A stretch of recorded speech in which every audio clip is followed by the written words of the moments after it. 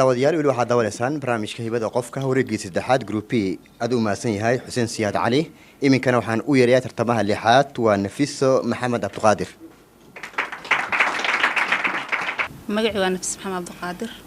heestan ku tartamana heestay magool qaaday mininkiina aniga imid heestay mininkiina aniga imid